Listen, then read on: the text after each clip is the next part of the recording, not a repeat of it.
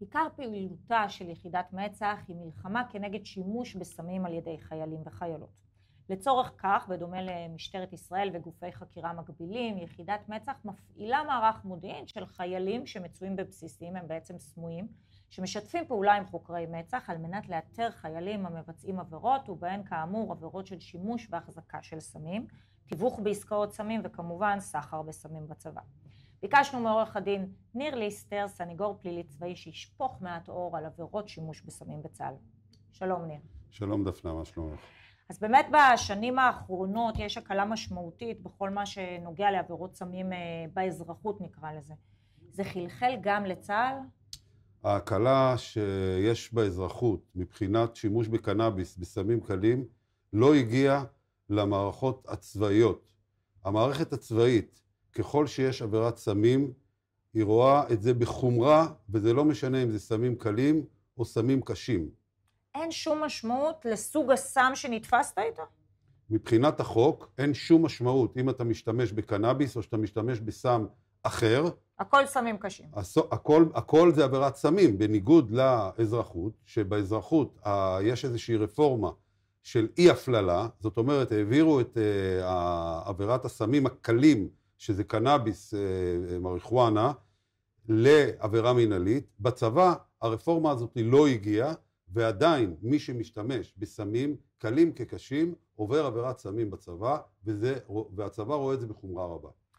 יש לזה משמעות אם נתפסתי, אם אני חייל סדיר, קבע או מילואים? יש משמעות מעטה בענישה, אבל עבירת סמים היא עבירת סמים, החומרה היא אותה חומרה, וזה לא משנה אם אתה מילואימניק, אם אתה סדיר, אם אתה קצין אפילו, החומרה היא רבה יותר, כי אתה צריך לשמש דוגמה. האם חייל יכול להתנגד לבדיקת סמים, אם זה שתן, דם? עקרונית, אתה יכול להתנגד, אי אפשר להכריח אותך לבצע את הבדיקה, אבל ככל שאתה מתנגד, זה ישמש נגדך?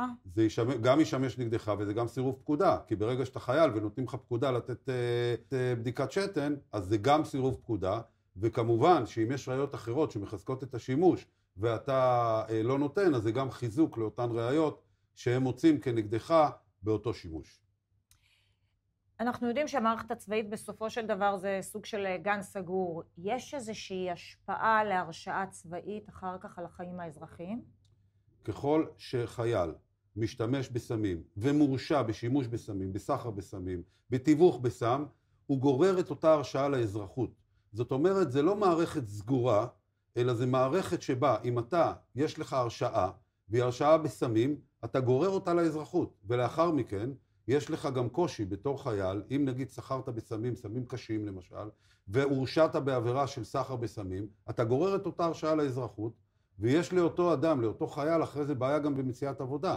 כי ככל שהוא רוצה איזשהו תפקיד ניהולי, תפקיד בכיר, אותו מעביד מבקש ממנו לחתום על ויתור סודיות, או להביא לו את הרישום הפלילי שלו, או תעודת יושר, הוא נתקל בבעיה, מאחר והוא מופיע כמי שסחר בסמים, משתמש בסמים, אז העבירה הזאת איננה, בעצם נגררת מהצבא לאזרחות. אז לפני שנסיים, אני חייבת לשאול אותך, כי אמרת בהתחלה שבצבא בעצם אין הבחנה בין סמים קלים לקשים, כמו באזרחות, אז בעצם כשהעבירה נגררת גם לאזרחות, אז גם אם חייל ישן ג'וינט, זה יחשב עדיין תעבור העבירה של סמים קשים?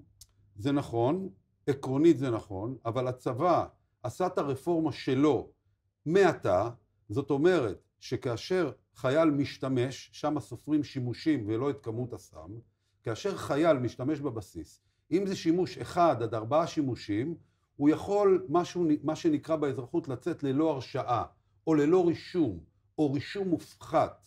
ככל שהענישה היא איננה חמורה, עד איזשהו גבול מסוים, זה בערך 3 חודשי מאסר, כי אז אתה יכול לקבל רישום מופחת, וזה לא עובר לאזרחות, אבל אלה במקרים באמת של שימוש חד פעמי, או שימוש פעם או פעמיים, והחייל מתקן את דרכו, כי אז הוא לא גורר את זה לאזרחות, יש גם את האפשרות הזאת. חשוב, אז חיילים, אהובים, יקרים, שימו לב, אתם מלח הארץ, אנחנו באמת, בטח בתקופה הזאת אתם כל כך חשובים. אל תעשו את הטעויות האלה, שזה לא ייגרר וישפיע עליכם לכל החיים. ניר, תודה רבה על כל המידע. תודה רבה. תודה שהייתם.